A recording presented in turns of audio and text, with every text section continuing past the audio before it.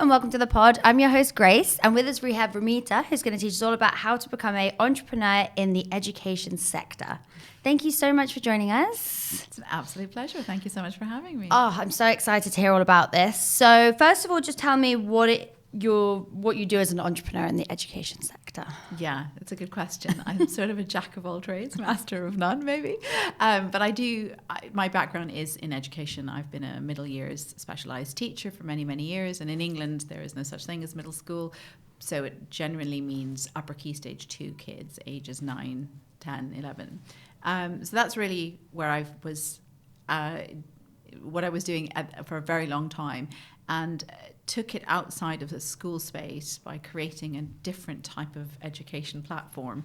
So I have developed a curriculum that teaches skills that are maybe not in traditional classrooms. And I focus on areas that I think are important in pre-adolescence to help you navigate the next chapter of your life. So I've really honed in on what's happening in middle years and actually more and more particularly in the modern world of parenting, where kids are having to grow up a lot quicker because of access to information. I'm sure we'll get onto that later. But I wanted to find ways that we could equip children, particularly girls who suffer from things, many generalizing, I'm here, but many girls who suffer from perfectionism and loss in confidence during adolescence. And I really wanted to do something about that as an educator. So what it really means is thinking outside the box, really, and figuring out a way to deliver something to children that maybe they're not getting in their classrooms. So that's really what I do now. And I deliver that in different ways. One of the main ways I do that is by doing a mentoring program, which is an 8-week course. That is incredible and so important right now. Yeah. Like, it's amazing. So can't wait to hear all about that because it's definitely something I would have loved. But we'll go back to the beginning and just tell us what you wanted to be when you were growing up. Yeah, I write about this in my book, and I often wonder if it's the photos that tell me this, because there's lots of pictures of me as a baby walking around with a doctor's kit and making my siblings my patients and sort of making sure that their heartbeat was all fine and everything. So somehow, somewhere along the line, I convinced myself that I wanted to be a doctor, probably because I liked helping people and I was really fascinated by science. But again, growing up in an Indian culture with Indian family members, kind of almost you don't know if it's being subliminally messaged to you that doctor, lawyer, engineer were the only careers that one could really ever have that were signs of success. And I put the word success in quotes always. So I often wonder if it was a combination or if it was a genuine interest. But I went through life telling myself I was going to go into med school. So did all the right things, did all the prerequisites, did the undergrad degree for medicine. In Canada, where I grew up, you have to write the MCAT, which is the medical school exam. And I failed miserably. The first thing I probably failed at, as badly as I did, was that exam, which really hurt the old ego. Yeah. And I didn't know what to do with myself. I told myself I was going to reapply the following year. And went off to India for a bit. And that was kind of where I decided to go and visit my maternal grandparents, do some traveling and rethink life. Nice. Needed that kind of like space to do it. How old were you at this point? So you do an undergrad, which is 4 years, about 22. Right. Okay. So all the way through, I told myself I was going to be a doctor, and then sadly lost my mum to cancer when I was a teenager, and I figured actually that's exactly why I'm going into medicine. I'm going to go into oncology. I'm going to work in cancer research, and that's what I'm going to do. Yeah, that was my plan. And then everything changed completely. Yeah. So what happened? Rotten exam. That's all it takes. It's like so heartbreaking, though, isn't it? Because you're like you feel like you have no other way to go. So it really like uproots everything you're thinking about doing. So what happened on that year? What did you decide? So I was traveling around, and my mum's brothers are all kind of ex-military members, and they have connections, and they all kind of do their services, and they were reaching retirement age, and they give back to community in lovely ways. And one of my uncles was helping put together an orphanage for some kids in northern India. And he sort of said to me, well, you're here, just come along with me and do some English lessons with the children in the school. I went in and I just loved it. And I thought, oh my God, teaching is so fun. I love what this is doing. And I was just reading with them and just the joy on their faces and giving them some time. I don't know, I just fell in love with it. So I decided not to rewrite the MCAT, and I applied to education degree instead. So that's what I did. Yeah. I love that. Imagine like it's one of them pivotal moments, isn't it? If you hadn't gone to that orphanage, you would have had no idea how much you loved teaching. Yeah. That's incredible. Yeah. And thank you to your uncle. Yeah, no, really, masses. Owe him a lot. No, I did. Because I spent some time, doing some work in a lab because I have a genetics degree, and I thought, okay, med school doesn't work out. I can still go into research.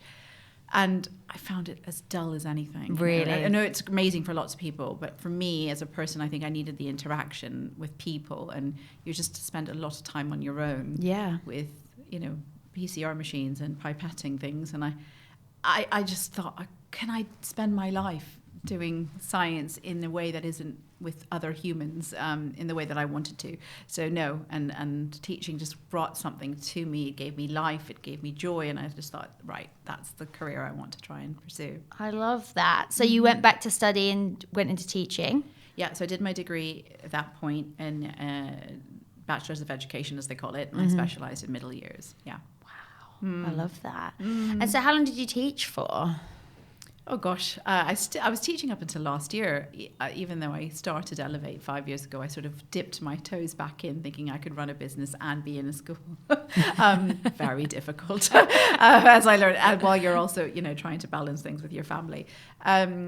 So I taught for most of the 20-year period that I've just been trained for, with a small exception of breaks when I had my kids. So I did take some time off. And what years did you teach? Did you teach English? Or did I make No, I was a science maths teacher. Oh, science maths teacher. And sometimes in primary you have to take a whole form. You do everything. You're like the form teacher, so you teach all subjects, particularly in state schools. I learned that the hard way as well. It was really tough. Very different to Vancouver schools. So yeah, mostly in all primary education here, and middle years in middle schools in Canada. How was it teaching? Because I find it looks like the hardest job ever to me. Like you must have so much patience. Yeah, it's one of the most rewarding jobs ever. I think you don't go into teaching unless you're willing to take the risk with the amount of testing you're going to have. You are. It's also because there's so much. There's less freedom in certain environments, I think, to be explorative. I think the Canadian system might be a little bit different to the UK one. So I did find it a little bit difficult. When I got here, Tony Blair was the Prime Minister, and he was doing all sorts of wonderful things for education and for the NHS. But they had very doctrinated systems, like the literacy hour and the numeracy hour, and you had to have 15-minute plenary and a 15-minute opener, and the lesson plan was really prescriptive. Oh my God, I can't say the word. And I think a lot of teachers were burnt out. On top of the Ofsted thing, on top of the report writing and parent meeting thing, and there's a massive thing called teacher burnout. I do think there's a lot on them while you're managing such large class sizes with all the other things. And if you look around, teachers have to do so much more than teaching at the moment. Oh my gosh, I can only imagine. Especially when everyone thinks you get the big break over the holidays and stuff. It's not like that, right? There's marking and there's planning and lesson planning. It's wild. Yeah, the planning and marking is actually you kind of expect that when you go to teachers college or you take your degree in teaching. It's all the other things that I think, the psychological well-being, the safe space thing, managing the parents' emotions as much as the children's emotions, and then the fallout from not getting the grades or not getting into the prep school that you wanted to get into, the academic pressures that these kids put on themselves, which you are their first person of contact that they deal with every day, and that can be quite a lot for a teacher to take on. Yeah, because there's the big classes, like you said, so there's multiple students relying on you and coming to you. That is wild. But amazing that you did it. And so what was the main differences from Canada to here with schooling? Well, partly that idea that you could have a bit more freedom with your lesson planning. So you had maybe a theme and you could spend time creating the lessons with your own individual knack to it. But it's much more structured here. It's very structured. It's extremely, I think it's also very, it's kind of, the classes are massive, the playgrounds are not great. So, Canada has a luxury of space. Yeah. So the environment, I guess I'm comparing London, not the whole of the UK. So that's not a fair comparison. I'm comparing Vancouver, the city, to London, the city, where I was based. And yeah, I think the most obvious difference was the most severe case of problem child in Vancouver was a walk in the park here. Like, really? It just didn't, there was a lot more behavioral concerns, a lot more sort of EAL concerns, a lot of SEN things, which again, you need to be really well trained, and teachers just don't get that support here as much as they might do in maybe places like Canada or Australia. Yeah, it's wild. I can imagine it's a huge difference. Yeah, and again, it's different between the private and the state sector. So I should caveat that too. Yeah. Just so everyone knows. Yeah. So you were teaching, and then you thought about starting Elevate. Mm-hmm. So how did that begin? What was the very first thing? Yeah, because it doesn't really go from I'm teaching and then next day I'm doing Elevate, does it? It's never quite that simple. So it was to be honest, it was in my husband's career and his job that moved us away from the job that I was doing in London, which was running the learning enrichment department at a lovely prestigious school in North London, and loved it. I loved what I was doing. I was not looking to leave it, but I knew progression wise that I didn't really have aspirations to go into leadership roles of a school. I didn't want to be a head, or I didn't want to be a governor. I didn't want anything other than what I was doing, because I loved being with the children. Mm-hmm. So I knew that there was definitely going to be a point in my career where I was going to want to step away from the school setting and figure something out for myself. But I wasn't quite sure when that would be, or what that would look like. So we moved to Singapore. We moved to Asia in 2019 because of my husband's job. And it was at that point, and I don't know if anyone or your listeners know anything about life in Singapore. If you go there as an expat, it's an absolute dream if you get the chance to. But your life becomes freed up quite quickly in terms of your responsibilities as a mum, because there's a lot of people doing a lot of things for you. We were in a very privileged position. Whereas for the first time in a long time, I had a lot of space and time for myself. And I did that cliche thing of kind of doing introspective reflections and listening to loads and loads of podcasts and really asking myself what it is that I see myself doing next, whilst I have all this time and my children are settled in schools. And I didn't take on another teaching role for that very reason. I wanted to be there for them. And in that process, decided that I could go back into an international school. I could find a job as a teacher in Singapore, or this might be a time to think about something different. So I engaged with a coach, thanks to my friend. And it was that journey. Then I thought I was going to go and do NGO stuff. I might go and work for UN Girls. I might go and do some work in schools in Southeast Asia that are slightly deprived. And actually, that process wasn't as easy as I thought it might be. I was, fully qualified as a teacher, not expecting any pay, and I was ready to go and work in Cambodia, work in Vietnam, and I was I'll come and do a week, or I'll do a reading thing with your kids, and it was very difficult to get in. And so my coach very kindly said, you can continue working in that direction. Why don't you plant one more seed? Why don't you work for Ramita Anand? He actually asked me what would my dream job be, and I'm going to say it because it always has been my dream job. I said my dream job would be to work with Michelle Obama. And he's it's a great sounds dream. Great. And yeah. I said, yeah. So in one of his questions to me was continue working for Michelle Obama and plan that route, because she runs a Girls Opportunity Alliance. And I thought I would go and join the mission with her, and that's what I wanted to do. And he said, you can work for Ramita Anand. How does that sound? And I had no idea what that would look like, what that meant. What are you talking about? I love education, but I never thought about business and education and what that could look like outside of possibly tutoring. So I was I don't know. I don't even know what that means. So it was a real year. It took me a year to really craft the idea of what Elevate would look like and what I wanted to do and why I was interested in joining the UN or the Girls Opportunity Alliance. What was about them that I was intrigued by. And actually, if they weren't ready to take me, I could do it on my own. Why not? And he said, you want to lift girls, you want to bring them up, you want to make them feel empowered. I said, yeah, I was giving him all these reasons of why I wanted to go and work with Michelle Obama.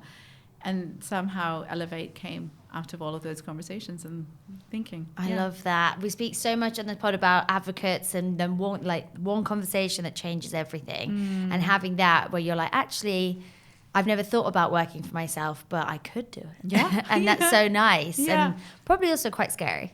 Yeah, definitely. And I think, yes, scary is a good word. I think it is quite scary because it's something you've never done before. And I guess that is part of the reason we take these risks. Yeah, you have to try. Yeah. And so it was literally like thinking of the name, what the mission of the business was. That's what you were taking the time to do? Yeah. I spent a year writing the curriculum, thinking about the pillars.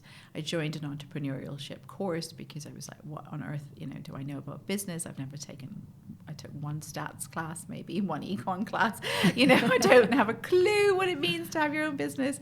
My accountants probably still hate me because that part of my business acumen is terrible.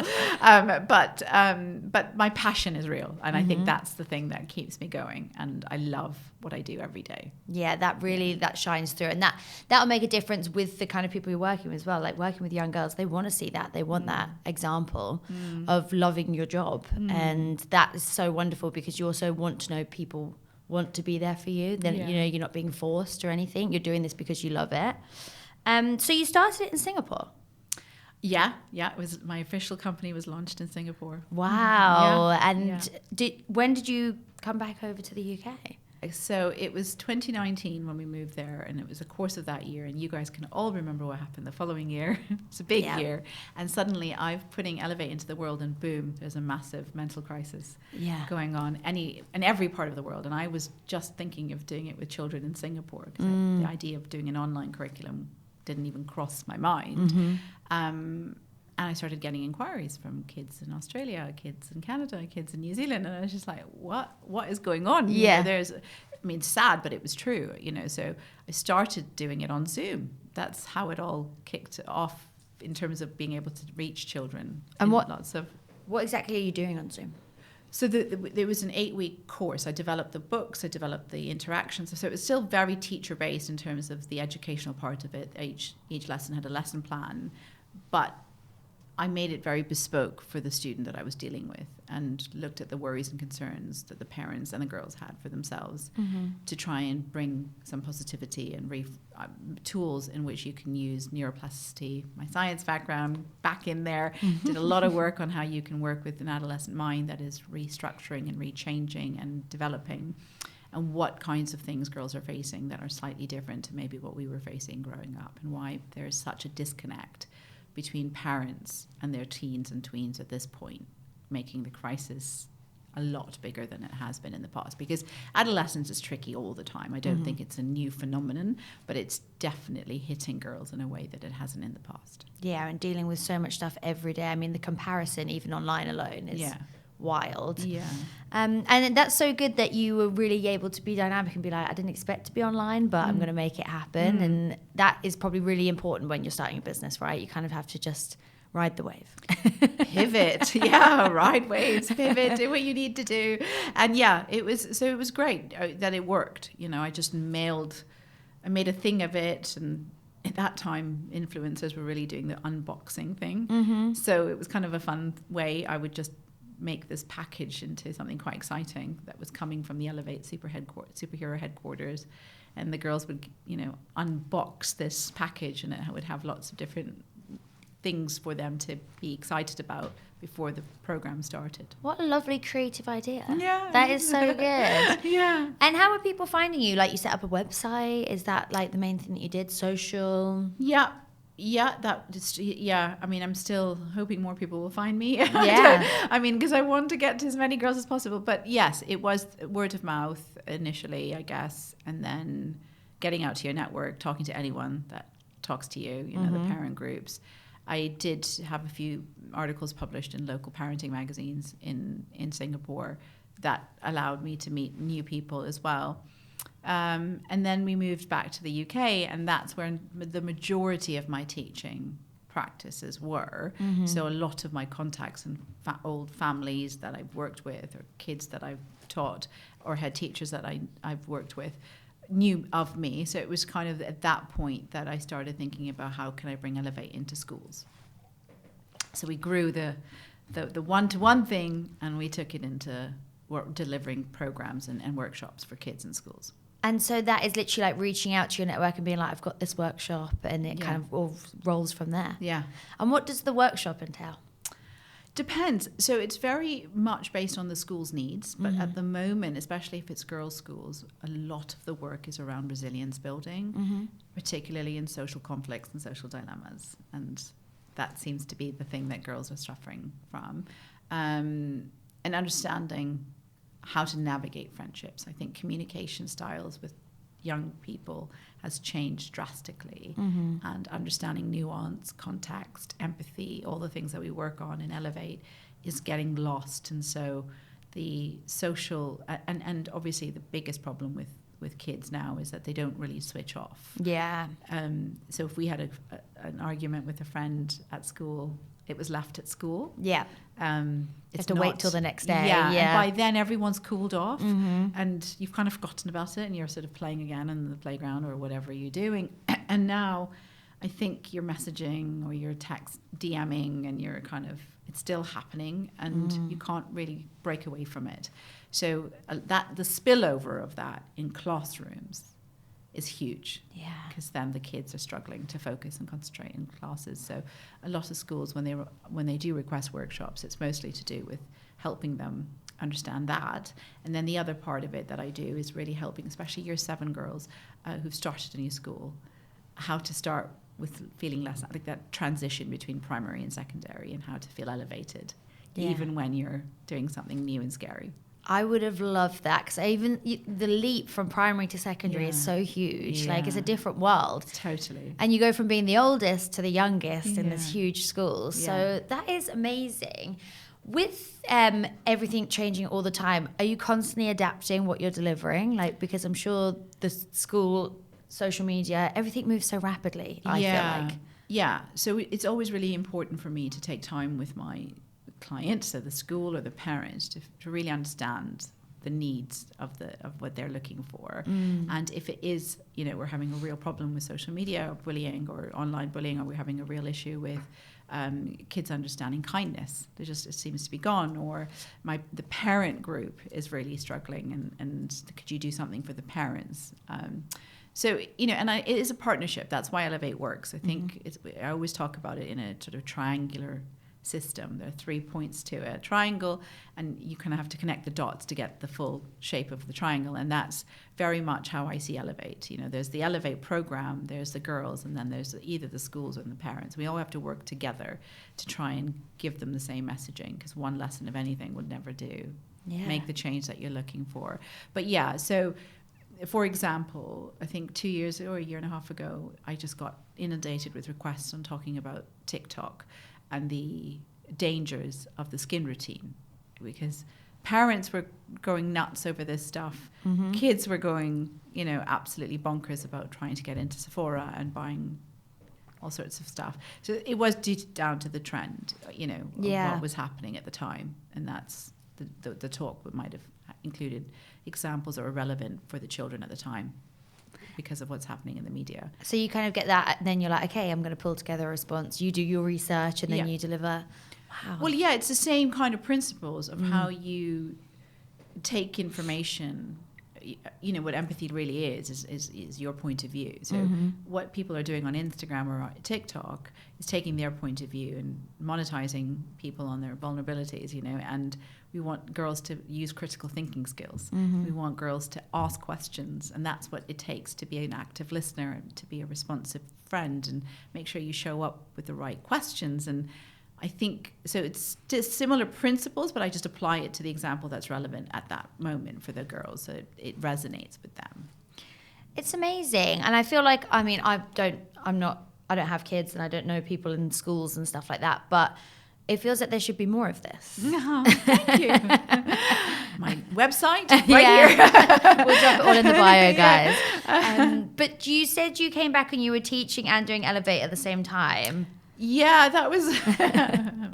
If my head teachers, my boss was very, very persuasive. So yes, I'd been out of schools for a few years now, having lived in Singapore, doing the Elevate thing. Came back to talk about Elevate with a head teacher at a school that I once worked at, and she was like, I love what you're doing. We definitely should have some Elevate in the school. We'll definitely do that. But I've also got this job going. I really think you'd be perfect for it. And I think, your ego gets stroked the right way. And Sandrine, if you're listening, thank you. I was persuaded. And I wanted to, I'm also one of these people that thinks that it's totally possible. Of course I can do it. You can do it all. And the role was again, something that's really dear to my heart, was helping children who might have neurodiverse conditions or have different learning differences or profiles.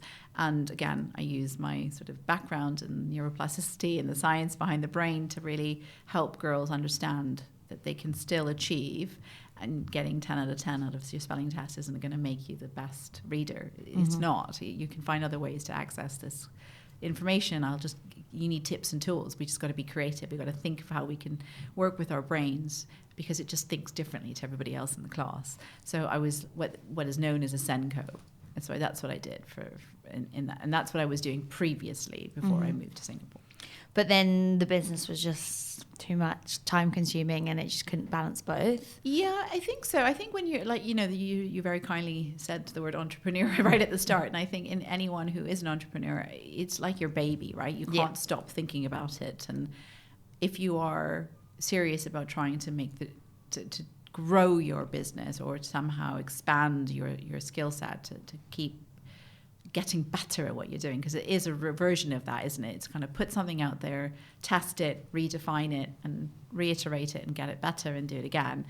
And when you're in schools and you're kind of then having to deliver those types of deadlines and those types of pressures and sticking to the school calendars for the school holidays and all of the rest of it that comes with it, the Christmas concerts and all the rest, it's all joyous. I'm not trying to be downer on it. It's absolutely brilliant, but you can't then, at least I couldn't.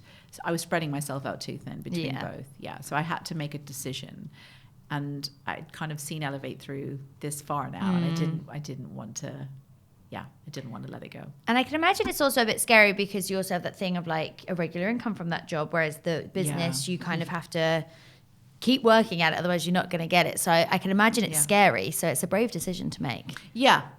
No, I would 100%. There was definitely times when I would say, it's just nice to know that at the end of the month there's going to be a paycheck in the bank, and you have to kind of source those. That not knowing where your next paycheck is coming from is obviously part of the entrepreneurial journey. Yeah, and it's a big change for sure. And so you've had it for 5 years, and you've recently done your first Elevate event, which we were very fortunate to go to and absolutely loved it. How did that begin? How did that come to you? And where did you even begin for an event like that? Because it was amazing. I can't believe how much was actually happening on that very one day. Yeah, you're referring to the festival. Yeah. Which was so nice to have you. I'm so grateful that you were there. It was... So a part of me wonders if it was, when you start to, you can't see backwards because you have to move forwards to be able to look back and then connect the dots as to why certain things have happened. And I do think everything that I've done so far has kind of led me to this point, but you didn't know it at the time. So you have to have that trust in the universe that this is all happening for a reason. It's easier said than done, because obviously at the time you don't know it. And one of the other things that I loved listening to is sometimes people think if they're in a particular sector that they've got to listen to all the other educationalists doing the same thing, or coaching became a big thing, and people weren't sure what the difference between Elevate mentorship and coaching was. So, you sort of think you need to do what every other coach is doing to figure out what you're up to. And I was like, but I'm not really coaching, I'm mentoring. And, it was very, I don't know, I had my own ideas. But one of the things I think I really was pleased about is that I never let myself stay glued to the one industry that I was in. So I think you can have lots of interests and cross them over into your passion and your job. So I love fashion, I love sport, I love whatever, sometimes people have a strange idea of what a teacher is and what a teacher should look like and what their interests should be. And actually, I don't think you have to fit that kind of mold. So I would listen to so many different types of podcasts. I really was obsessed with podcasts. And COVID was obviously a massive part of that, right? There were so many hours of kind of listening to other people. And I don't know, I found it such a great form of learning, and I would listen to what people were up to or what they were doing and how they were growing themselves. And I just thought, I'd love to be able to do this for young girls. I want to bring this idea in. So one of the reasons the festival came out was every time, and I'm a big fan of Gwyneth Paltrow's work. I think she's been, I know for good or for bad, but she's been pretty amazing at redefining herself from an actor to an entrepreneur. And, she does this thing called the Goop Summit every year. And I sort of used to think that's so cool that all these women come together and they feel empowered at the end of this incredible week or weekend or whatever the timings are. And I thought, it would be great to do this for mums and daughters or parents and girls or just girls. How would I ever do this? One day. Anyway, and then last October, I was in LA and there was this massive women's empowerment thing going on in the hotel, literally opposite of where I was staying. And it was Reese Witherspoon's Shine Away. Oh, wow. A women's empowerment conference. And she was actually using the hotel we were staying in to do all these after parties and things and all these amazing celebrities like Laura Dern and, people that I was just like, wow, this is incredible. This is really, LA really is magical. This is incredible. Anyway, I then voiced, because I was with my girlfriends and I voiced my dream. I sort of said to them, guys, I've been thinking about something, watching Reese Witherspoon with all these women, Gwyneth Paltrow do all this stuff with that. I really want to do something for teen girls. And all my friends were like, absolutely, you must, and I said, yeah. Anyway, I started talking to people in the bar as you do, and you just started chatting about this idea. And I don't know, I felt like if I put it into the universe, I've got to follow up on it. And I decided the first step I would take would be running a focus group with some mums of who I've worked with to see if this idea would fly. And so I took one mum, the first mum I took out for coffee to say, I've got this, you've done the Elevate program with me. You've been there. You've sort of seen me as a teacher. I'd love to know what you think of this idea. I don't know, within minutes of leaving the coffee, she was already ringing me on the phone saying, I'm jumping in for cartwheels for this idea. And not only do I think you should do it, I want to help you with it.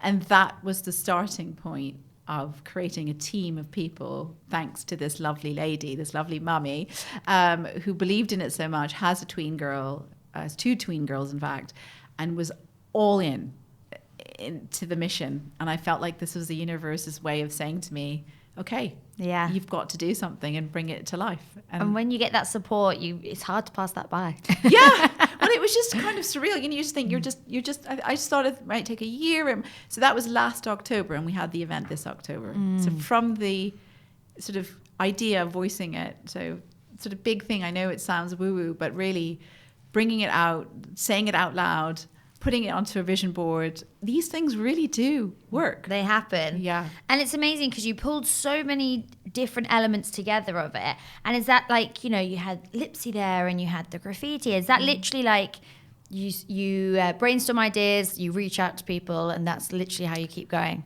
Kind of. So in my head, I knew that the pillars of the like the Elevate Festival had to mirror what I was doing with Elevate. I wanted the 5 superpowers that I teach within the program to come to life in an immersive experience. That was kind of the creative juices that were flowing in my head, is how do I take my 5 superpowers and make the girls feel them in an activity, in a real life, in a visceral form. So yes,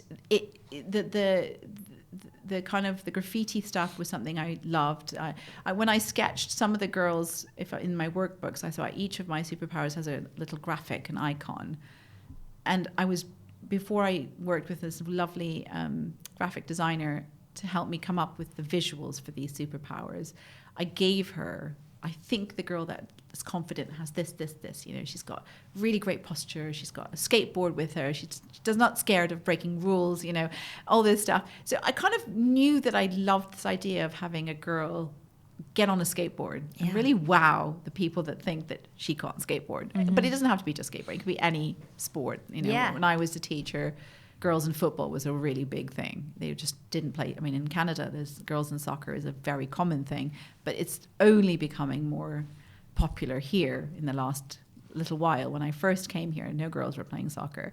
So, I just wanted, or football, but I just wanted this stuff to come alive. So I kind of had these, in the whole time that I was watching and looking at how other conferences or empowerment weekends are being held for mums or middle-aged women, I wanted to see what it could, they were doing breath work and they were doing like really nice things, but they were relevant to them. And I wanted to find ways to make it relevant for teens. And that's kind of where the activities started to like I already knew those things were going to happen. Yeah. When I approached the mum to say, this is what I'm thinking. How would your tween respond? That's amazing. And it went from there. Yeah. It's amazing as well. Like, it's a good message that, you know, putting in the research and checking, you know, what the audience would like or whether people would be on board. Because I think some people are like, might be like, I can just roll with an idea, but having that backing, it's going to make you more confident in what you're doing. Absolutely. And it's really scary because I think people like me who are, you know, quite concrete labeled people pleasers, you know, we don't like to hear that something might not, you know, you want to make everybody happy. And so what I would say, one of the things that's, you know, I've learned, I know that's one of your questions, is what, you know, what's come out of this, so much of my own understanding of myself, you know, and how scared I am of feedback or how scared I am of people saying something. But it's so crucial. Constructive feedback is so important. And I'm not even at a place yet where I can say this Elevate brand is a massive success, but it is teaching me something every single day when I'm ready to ask questions and listen to people's experiences from it. Yeah. Which is such a huge message, because I think people are so scared of being embarrassed or like anything, or like taking rejection, or we're so scared of criticism. Like, I know I am as well. And it's funny, isn't it? Because it's actually helpful. You grow from it, but it's something within us. It's like, oh, it's going to hurt me. Yeah. And it's also how it's presented as well, Yeah. I suppose, right? There are ways to deliver constructive feedback. Yeah. Nicely. Yeah. Which can be, you know, more hurtful than others. But yeah, for sure. Yeah. Elevate just is an incredible thing in itself, and it seems to be going on the up and up. Like, what is the goal? What is the dream for what it's going to be? Yeah, you know, so funnily enough, as I was writing my newsletter for the website the other day, I was sort of reflecting on some of the things that I have put out there and haven't worked. So it's always nice to celebrate that, yes, the festival was a success and we are hoping to do another one. But I did do other things that didn't land, you know, like I made a journal for kids, and I thought, you know, an Elevate journal would be something every young girl would love to have. And we did well, we did okay, but it wasn't something that was being asked for again and again. I didn't sell so many that it was going to be something that really worked. And I did I wrote things for schools, and maybe some of them didn't take well. And so there were lots of ways that you have to go back to yourself and say, okay, it just didn't. And I did a podcast. I've got a podcast. I've done 9 series of it. But did it sort of, you know, hit the charts, and did it get sponsorship in the way that maybe one would hope a podcast that you launch might? So, you know, I have to accept, but each thing taught me something really genuinely. And I think if you're ready to learn from that, then the next thing feels easier. Okay, I've acquired these skills. I've made these amazing contacts. Actually, I can put on a festival now because some of the people I interviewed for the podcast are brilliant, and they've all loved the mission, and they're willing to be panelists to speak at the festival. So again, you didn't know that at the time, but you know, if you take the risk with it, it's great. So what is next? I would love to open or run things. You know, I have an Elevate New York. I'd love to have an Elevate Vancouver. I'd love to be able to spread this and take it to different cities and run it with girls, because it's not, you know, one thing that I've learned through the making the business go from Asia to Europe and then being Canadian is that this problem is universal. Yeah. Girls are struggling with this wherever they live. So it would be amazing to find ways to get it out with more Elevate branches. And I have no doubt you'll do it. It's an incredible thing. I'm excited to watch it grow. Like, it's going to have such an amazing impact. But thank you so much. Oh wow, that's amazing. That was wonderful. Like, honestly, I learned so much, and I really appreciate you taking the time. And can't wait to see. Oh, brilliant. Well, thank you, and good luck to you. Thank you so much for having me, and I can't wait to see what comes from How to Become a... Thank you. All good? Yeah. Thank you so much for watching. Please make sure that you like and subscribe so we can continue to make these and keep teaching people how to become A. Thank you.